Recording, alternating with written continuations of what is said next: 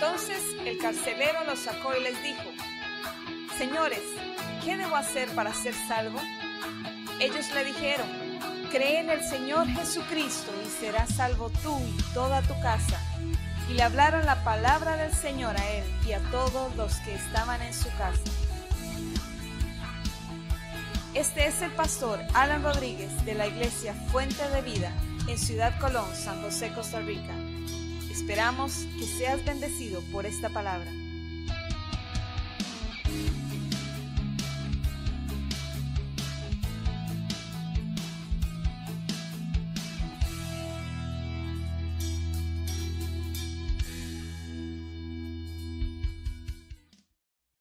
Ok, vamos a la palabra. Hay un texto que quisiera que comenzáramos por ese texto y termináramos con él. Está en el Salmo 126, texto muy conocido.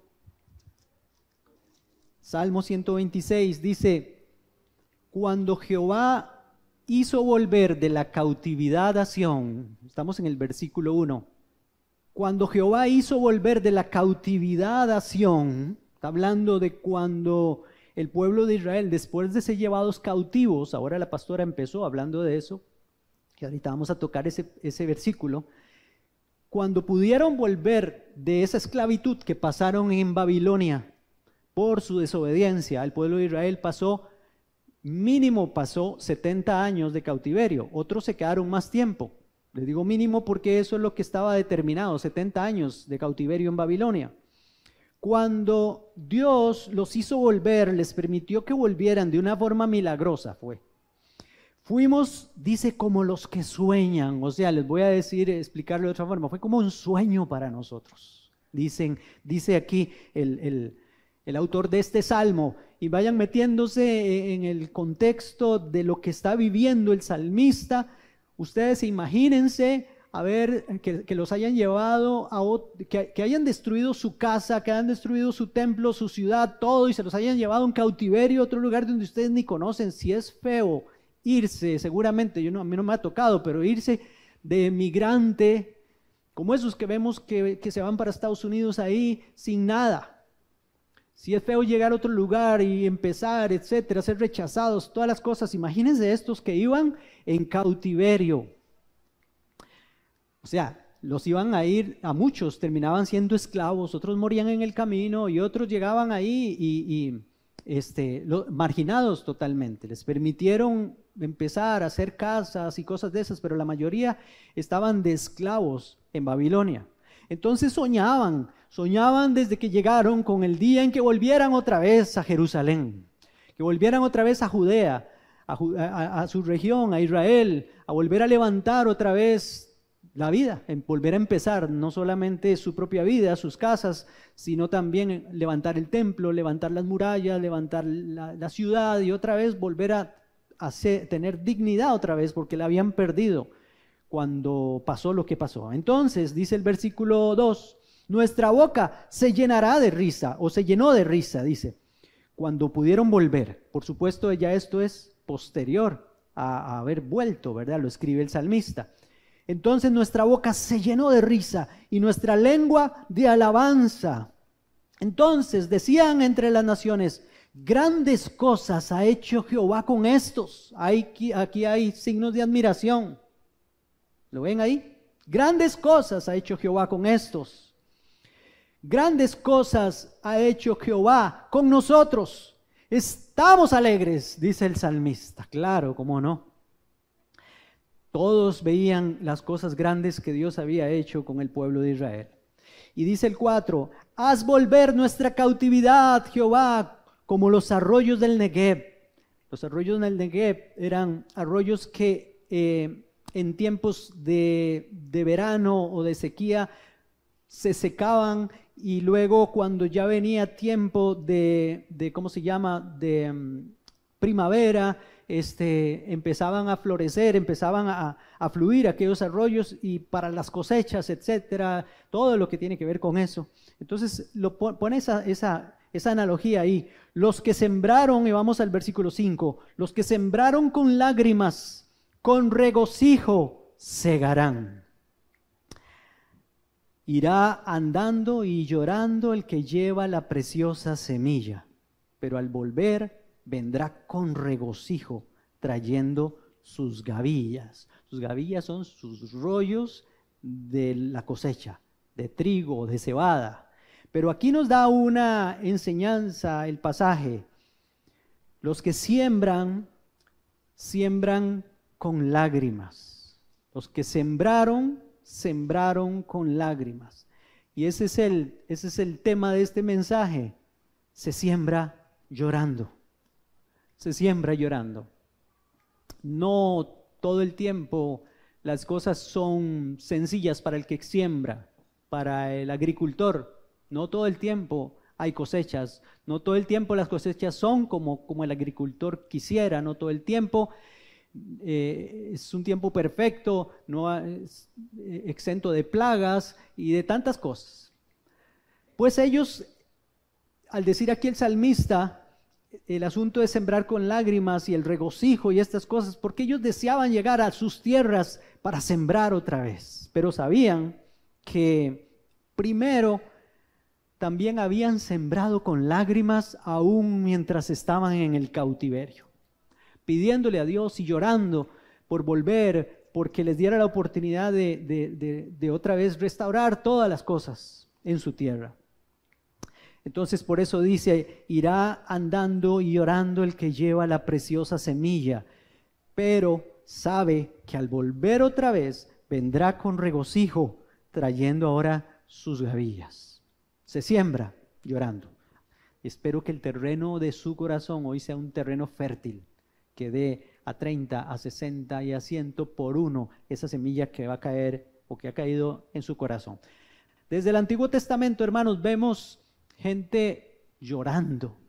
Es que nos extrañamos de las lágrimas, del dolor, del lloro. Y hay muchas razones por las cuales lloramos. Unas son por tristeza, quizás la mayoría de veces. Otras se llora por nostalgia, porque se recuerda algo que ya no se tiene, o que se vivió, tiempos buenos, tiempos bonitos.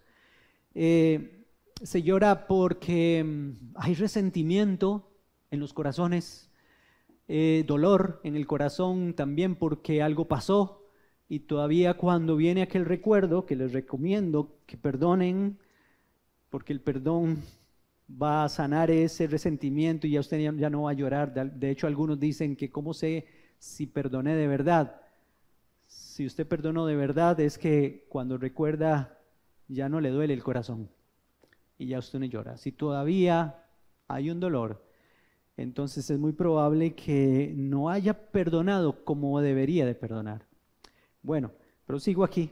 En la Biblia hay casos de gente que ha llorado y les voy a mencionar unos así rápidamente. Vemos a José. José era una persona que pasó situaciones difíciles. José, el hijo de Jacob, el que vendieron sus hermanos, ¿se acuerdan? ¿Todos se acuerdan de José? Lo vendieron como esclavo, primero quisieron matarlo, luego lo vendieron como esclavo para no matarlo y luego lo hicieron esclavo allá en Egipto, etcétera, hasta que Dios lo levantó como gobernador de Egipto y luego sus hermanos llegaron más bien a rogarle a José. Y entonces en medio de eso hay un pasaje, por ejemplo, Génesis capítulo 42, el versículo 23 y 24, decía, no lo van a tener ahí en la pantalla, pero o si quieren lo buscan. Dice, pero ellos no sabían que los entendía José, porque había intérprete entre ellos, y se apartó José de ellos y lloró. Después volvió a ellos y les habló y los tomó de entre ellos a Simeón y lo aprisionó a vista de ellos. Pero vemos aquí cómo José llora cuando los vio a sus hermanos llegar.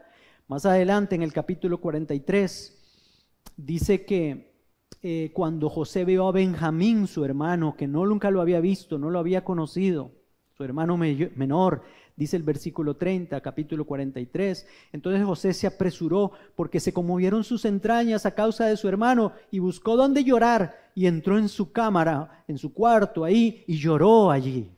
En el corazón de José. ¿Por qué llora? Primero lloró porque estaban sus hermanos ahí y sentía todavía cosas. Ahora llora porque ve a su hermano que Dios le permite verlo, etcétera. Luego más adelante en el capítulo 45, versículo 14 dice, y se echó sobre el cuello de Benjamín, su hermano, y lloró, y también Benjamín lloró sobre su cuello. Ya esto es más adelante, ya ha avanzado un poco la historia. Lo que quiero que vean es cómo en la Biblia no esconde los llantos, la Biblia no esconde que nosotros derramemos lágrimas. De hecho, por algo están las lágrimas en nuestra vida, en nuestro ser. No es raro, ni es extraño, ni es malo que lloremos. Dicen que los hombres no deben llorar. Eso era una canción antigua.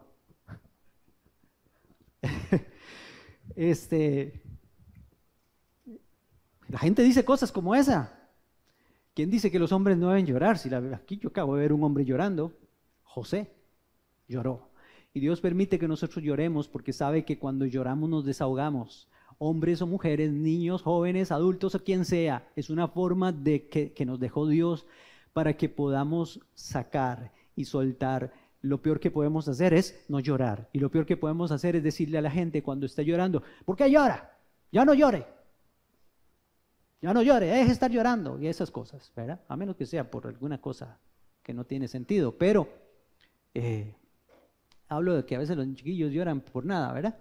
Pero hablando de estas cosas que tienen que ver con dolor, que tienen que ver con resentimientos y que tienen que ver con esto, creo que hay que sacar. Dios nos permitió esto y tenemos que usarlo. Las lágrimas son necesarias derramarlas si usted necesita derramar. Uno derrama lágrimas delante del Señor también y no tiene que estar triste para derramar lágrimas delante del Señor. Yo he llorado delante del Señor no sé cuántas veces y yo no sé ni por qué, pero estoy llorando. A veces estamos en medio de la alabanza y cuando me doy cuenta yo estoy llorando porque siento alegría o un gozo tan profundo que empiezo a llorar. Y eso es lo que decía Esdras, el pasaje que leímos al principio. Si pueden buscarlo, yo no sé, creo que tampoco lo tenía. Bueno, pero lo tenían ahí, lo buscaron. Esdras capítulo 3, cuando ellos volvieron de la cautividad en Babilonia, aquí la pastora ya les explicó algo acerca de esto. Están echando otra vez los cimientos del templo porque los habían destrozado el templo de Israel hasta los cimientos. Tuvieron que volver a empezar todo. ¿Cuál templo desbarataron los babilonios? El templo que había hecho Salomón, lo más grande que existía en esa época y majestuoso. Todo lo destruyó Babilonia. Ahora ellos vuelven de la cautividad y empiezan a trabajar. Decía el capítulo 3, versículo 10, cuando los albañiles del templo de Jehová echaron los cimientos, se pusieron en pie los sacerdotes vestidos de sus ropas con trompetas y los levitas, hijos de Asaf, con címbalos para alabar a Jehová según la ordenanza de David, rey de Israel. Cantaban, alabando y dando gracias a Jehová y decían, porque Él es bueno, porque para siempre es su misericordia sobre Israel. Todo el pueblo aclamaba con gran júbilo y alababa a Jehová porque se echaban los cimientos de la casa de Dios. Estaban haciendo algo que durante 70 años habían querido volver a hacer. Iban a levantar otra vez el templo. Y entonces dice, muchos, versículo 12, muchos de los sacerdotes, levitas y jefes de familia, ancianos que habían visto la primera casa, imagínense, ya eran personas de más de 70 años. Ya personas muy mayores. Asumamos que se los llevaron de 10 años en cautiverio. Ya tenían aquí por lo menos 80 mínimo. Habían visto el templo antiguo. Y entonces estos, dice, ancianos que habían visto la primera casa, al ver cómo echaban los cimientos de esta casa, lloraban en alta voz. No lloraban de tristeza. Lloraban porque al fin, otra vez, pudieron ver. Antes de morir pudieron ver cómo se volvían a echar los cimientos de la nueva casa. Mientras otros muchos daban grandes gritos de alegría, no se podía distinguir el clamor de los gritos de alegría, de las voces de llanto, porque clamaba el pueblo con gran júbilo y ruido y se oía hasta de lejos. Entonces aquí lo lindo es que usted puede llorar de alegría, puede llorar, no importa si siente nostalgia por aquello, pero también esperando que Dios vaya a hacer algo nuevo. Había promesas para este nuevo templo, así como hay promesas para cada vida de los que estamos aquí. Si hemos pasado por momentos de destrucción como ellos, si hemos pasado momentos difíciles donde vimos que todo se nos cayó, que todo se nos vino al suelo, que creemos que ya nada se va a volver a levantar, Dios tiene promesas para sus hijos y para sus hijas de que aquello que se destruyó antes va a volver a levantarse en sus fuerzas y con su mano poderosa. Eso, en esas cosas tenemos que esperar. Dios lo va a hacer. Había promesas en el libro de Ageo, que Ageo profetizó en este mismo tiempo, diciendo que la gloria del segundo templo sería mayor que la del primero.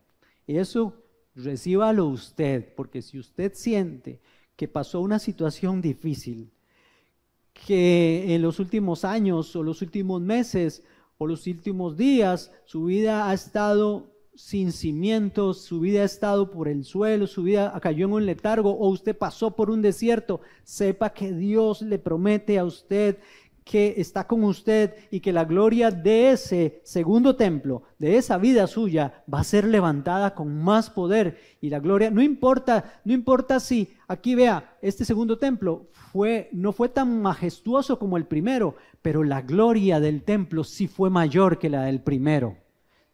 En el primer templo, si ustedes leen en la palabra de Dios, dice que cuando inauguraron ese templo de Salomón, la gloria de Dios era tan fuerte que ni los sacerdotes se podían sostener en pie en ese lugar, por la presencia de Dios en ese lugar. Ahora imagínense la presencia de Dios en este nuevo lugar, era multiplicada por 2. Y va a ser todavía mayor, porque siempre el Señor, después de que se ha pasado un proceso, que los procesos de lágrimas, usted tiene que decidir para qué los quiere.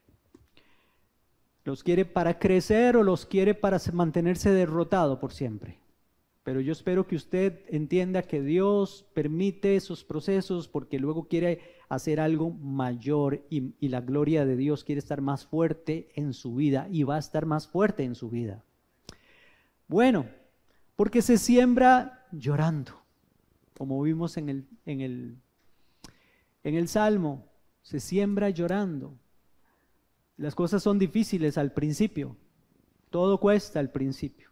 Este lugar no es propio, no tenemos unos papeles que digan que esto es de nosotros, pero tenemos una premisa que nosotros tenemos que trabajar con lo que tenemos y en donde estemos. A eso nos llamó el Señor, no nos podemos quedar ya porque, los alquileres aquí en Ciudad Colón son muy caros, tenemos que estar en un lugarcito así, en la sala de una casa, en la cochera de otra. No. Dios nos dio una estrategia y aquí estamos, esperando que nos dé un lugar propio, pero mientras tanto no nos íbamos a quedar más pequeños. Siempre teníamos que hacerle espacio al Señor para que Él haga crecer la iglesia, para que Él envíe gente, para que llene su casa. Y por eso estamos aquí. Pero antes de estar aquí, sembramos con lágrimas. Muchos de los que son parte de esta iglesia antes del 2020, 2019, 2018, cuando empezamos con este proyecto, vinimos a este lote a sembrar lágrimas. Con lágrimas estuvimos aquí llorando, gimiendo para levantar este lugar. No teníamos nada, teníamos 6 millones de colones, eso es lo que teníamos para empezar. Ahora podemos decir que este lugar ronda los 30 millones de colones con todo lo que tenemos aquí. Y no estoy hablando, denle un aplauso al Señor con fuerza. No estoy hablando de sillas y equipo sonido y estas cosas, no estoy hablando de infraestructura. En poco tiempo, en 3 años prácticamente, empezamos el proyecto, 4 años, empezamos en el 2019. y aquí nos tiene el Señor, pero nos iremos de este lugar cuando ya tengamos todas esas sillas llenas. Hay gente de la iglesia que no vino hoy, que pueden llenar un poquito más de sillas, pero hasta que tengamos casa llena, esperamos que el Señor mueva su nube para que nosotros nos movamos con Él también. Pero lo que les quiero decir, han habido lágrimas, hubo lágrimas, hicimos varias vigilias en este lote aquí, tengo fotos y videos. Los jueves teníamos cultos y orábamos y clamábamos y Dios nos permitió hacer lo que hasta ahora pudimos hacer y estar aquí congregados. Vemos otros ejemplos en la Biblia que tengo por aquí y les voy a mencionar. Samuel no hubiera nacido, hermanos, se los voy a decir así, si no hubiera tenido una mamá que derramó lágrimas. Y les voy a, no vamos a tener, yo creo que los pasajes, así, ahí está. Miren lo que pasa. Está hablando de Ana, la mamá de Samuel. 1 Samuel capítulo 1, versículo 10. Ella con amargura de alma oró a Jehová y lloró desconsoladamente. ¿Por qué lloró? Porque tenía problemas. No. Anhelaba un hijo. Quería que el Señor la bendijera. Hasta ese momento ella había sido una mujer estéril, no tenía hijos. Y Dios le permitió, porque lloró desconsoladamente, porque clamó al Señor, porque derramó lágrimas, el Señor le dio un fruto. El fruto fue nada menos y nada más que el profeta Samuel. El profeta que ungió a David luego. El profeta que vino a restaurar el pueblo de Israel en tiempos de Samuel. He predicado eso hace unos días.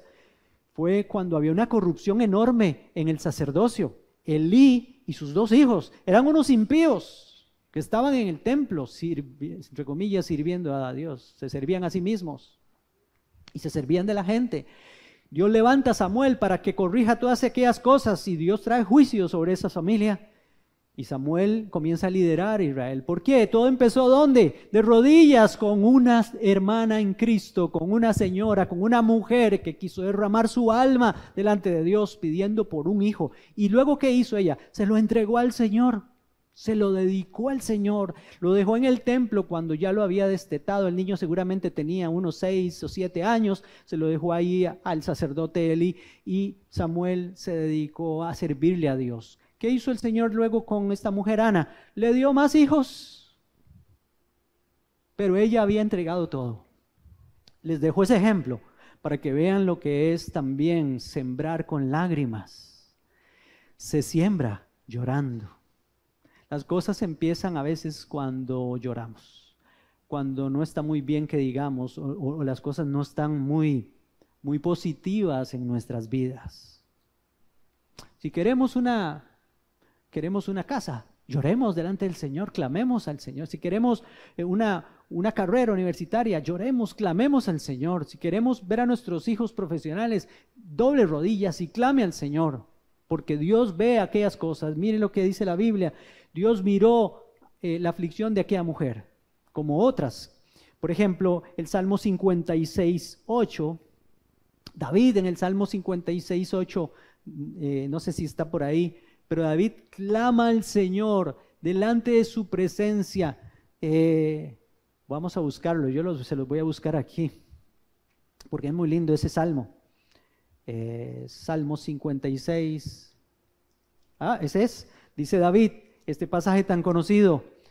Mis huidas tú has contado. Mis huidas, ¿cómo es eso? Sí, andaba huyendo de Saúl, porque lo querían matar. Y se tenía que andar escondiendo en las cavernas. Y así pasó años sufriendo, desterrado, sabiendo que Dios lo había ungido como rey, pero había un rey loco que se llamaba Saúl, que lo perseguía para matarlo. Y mientras esa prueba, David escribió unos salmos preciosos, entre ellos este salmo. Mis huidas tú has contado, pon mis lágrimas en tu redoma. ¿No están ellas en tu libro? Andaba muy campante ahí David, de cueva en cueva. No, en cada lugar lloraba delante del Señor. Y Dios guardaba en una botellita que se llama de redoma todas sus lágrimas, como Dios guarda en esa redoma cada una de sus lágrimas que usted ha derramado por lo que sea. Dios sabe. Cada lágrima que ha salido de sus ojos, el Señor la ha guardado y la conoce. Y le conoce a usted. También David en el Salmo 42:3, tal vez este sí le llego por ahí, yo no sé si lo tienen. Pero el Salmo 42, versículo 3 dice: fueron mis lágrimas mi pan de día y de noche, mientras me dicen todos los días, ¿dónde está tu Dios? ¿A usted le han dicho eso? ¿Dónde está su Dios? A David se lo dijeron. Gente ingrata.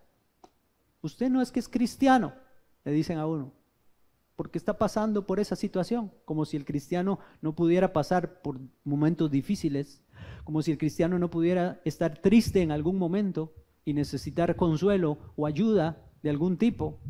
Y le dicen a uno cosas como estas. David dice: mis lágrimas fueron mi pan de día y de noche.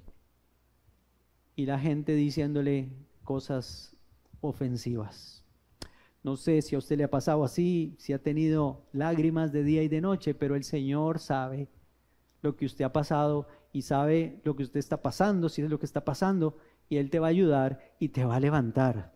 Hay otros pasajes en la palabra, por ejemplo, Primero de Samuel capítulo 30, versículo 4, David llega al campamento donde había dejado las mujeres de su ejército.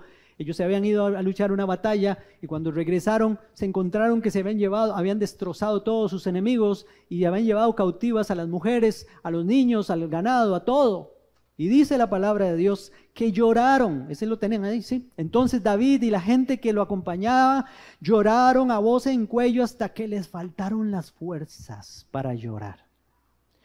Yo no he llegado a ese punto de llorar de dolor tanto que me falten las fuerzas para llorar. Nunca he pasado por eso.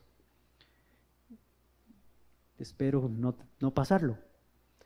Pero seguramente aquí hay alguien que le ha pasado eso. Así lloró David.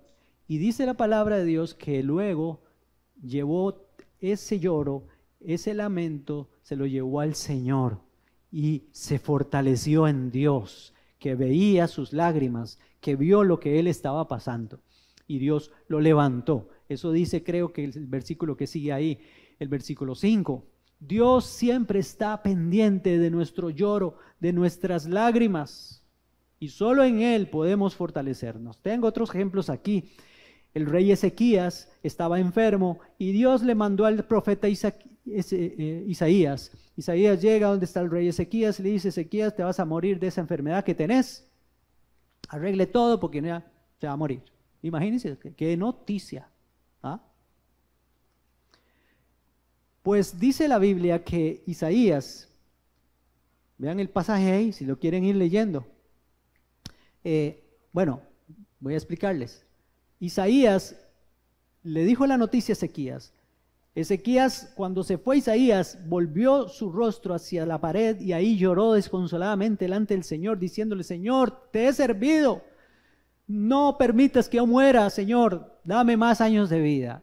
Isaías iba por la calle allá, por el patio del palacio, cuando el Señor le dice eso: ve y dile a Ezequías, Jehová Dios de tu padre David dice así: he oído tu oración y he visto tus lágrimas, y he aquí que yo añado a tus días 15 años más.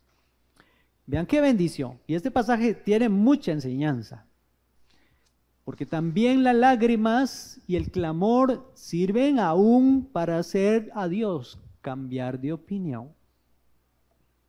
¿O es que Dios estaba vacilando aquí a Ezequías cuando le mandó el recado con el profeta Isaías? No. Dios no miente y Dios no nos vacila diciéndonos que nos vamos a morir, si no nos vamos a morir. Pero él clamó, derramó lágrimas delante del Señor y el Señor dijo: está bien, lo que había pensado voy a cambiar. Vaya Isaías, dígale que tiene 15 años más todavía de vida. ¡Qué bendición! La Biblia enseña eso. Aquella mujer sirofenicia que le prediqué hace unos días a las mujeres aquí, clamó a Jesús, pidió al Señor Jesús que le sanara a su hija. Estaba endemoniada y el Señor vio aquel clamor, porque al principio no quería, no tenía intención, por lo menos se veía en el texto, de sanarle a su hija. Era una mujer que no era israelita, era cananea, y el Señor le dijo: hágase conforme a tu fe, hágase conforme a lo que has pedido. Tu fe, por tu fe, tu hija ha sido sanada. Esas son las consecuencias de clamar a Dios. Se siembra llorando. ¿Para qué es que mencionamos estos pasajes y este tema de hoy? Porque todos lloramos en algún momento. Díganme ustedes, que levante la mano aquí, ¿quién no ha llorado en esta vida? ¿Quién no ha llorado? Todos somos terrícolas, ¿verdad? Ninguno hay aquí de Marte o de Júpiter que no llore. Todos, ¿saben por qué? Porque somos hechos a imagen y semejanza de Dios. Y una de las cosas de esa imagen y semejanza de Dios es que tenemos emociones. Dios tiene emociones y parte de su imagen es esa. Nos dio esa cualidad que tiene Dios, o esa característica de Dios de tener sentimientos. No solo tenemos intelecto y voluntad, sino también emociones, y dentro de las emociones hay alegría, pero también hay tristeza. Vemos en la Biblia a Jesús llorando.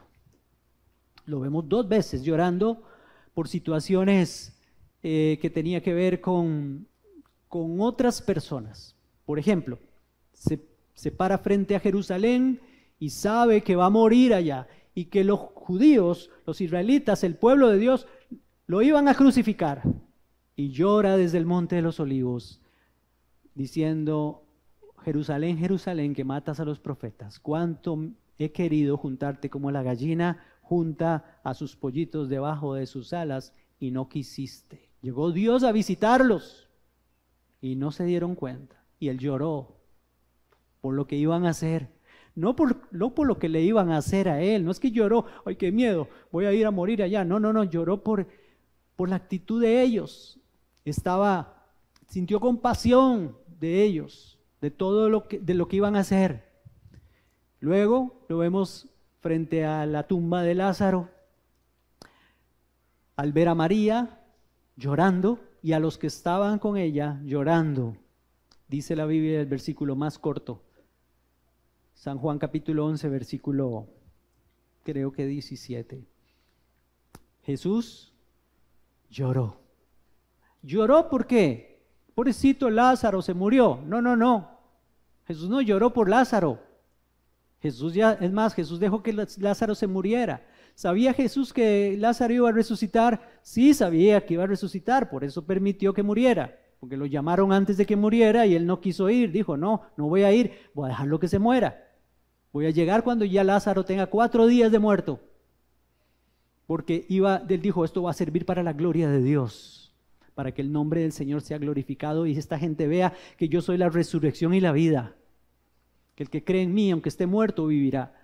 Y cuando vio a aquella gente llorando, desconsolados, porque para la gente que no conoce a Cristo, o la gente que no ha entendido del Señor, creen que la muerte, o con la muerte se acabó todo. Y así estaba María, se murió Lázaro. Y así estaban los que estaban con Jesús, se murió Lázaro. Todo terminó. ¿Por qué no viniste antes para que lo sanaras antes de que muriera? Y lloró Jesús de ver aquella incapacidad del ser humano ante la muerte.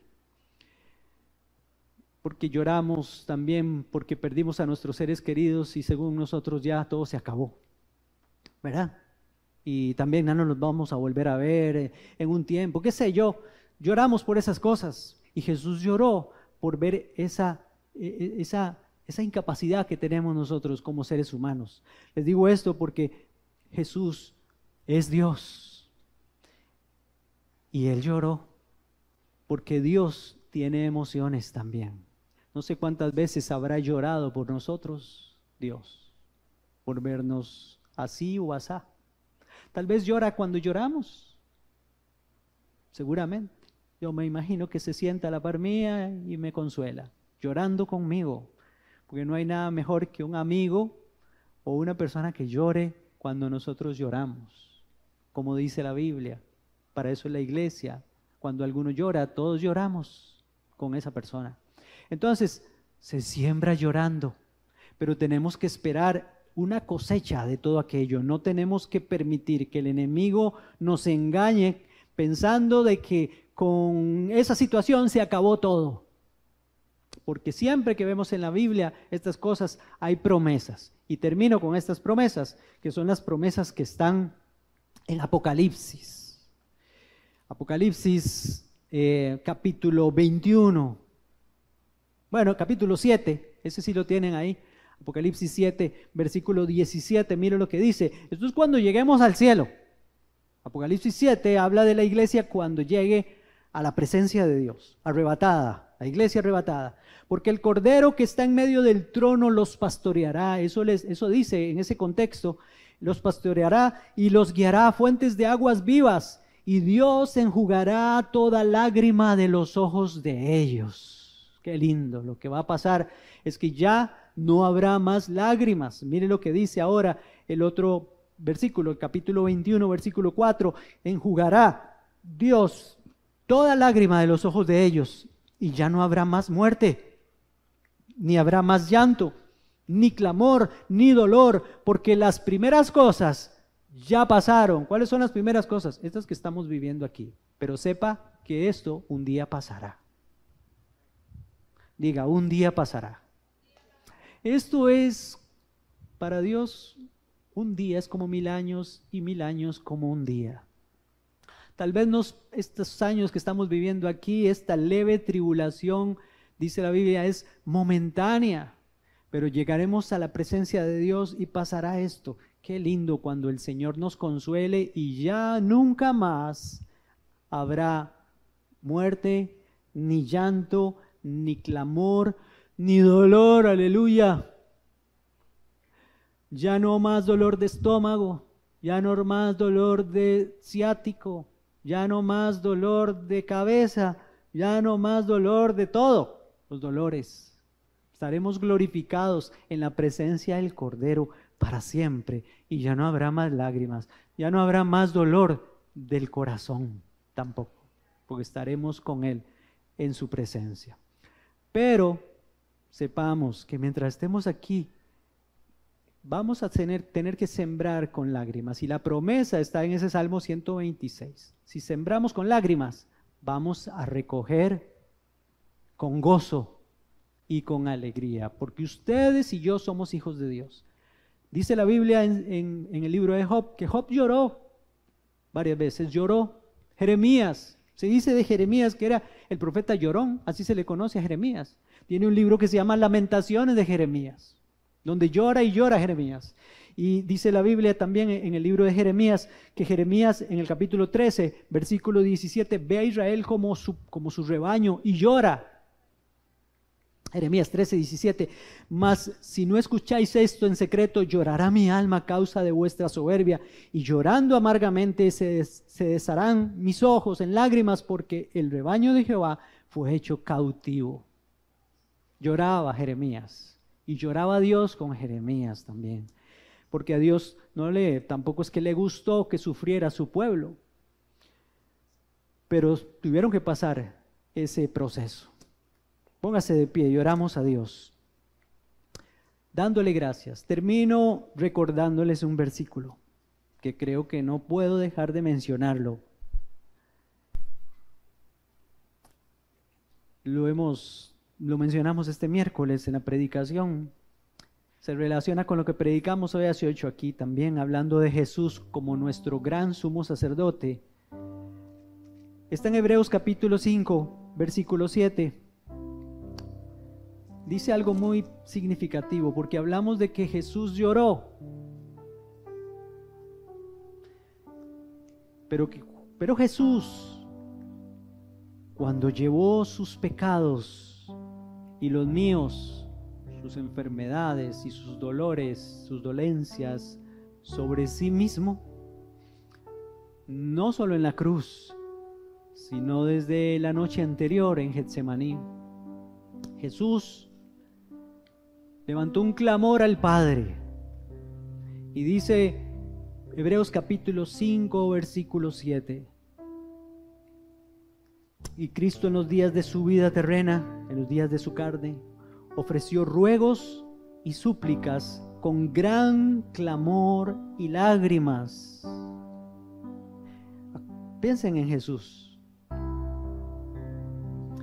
Por eso nunca se les olvide que Dios pasó lo que ustedes han pasado. Sembró con lágrimas. Jesús también sembró con lágrimas. Cuando se hizo hombre, fue sometido a todo lo de un hombre, un ser humano. Y entre esas cosas, el dolor. Porque Él, para compadecerse, como decíamos hoy 18, de nuestras debilidades, el dolor es una debilidad del ser humano.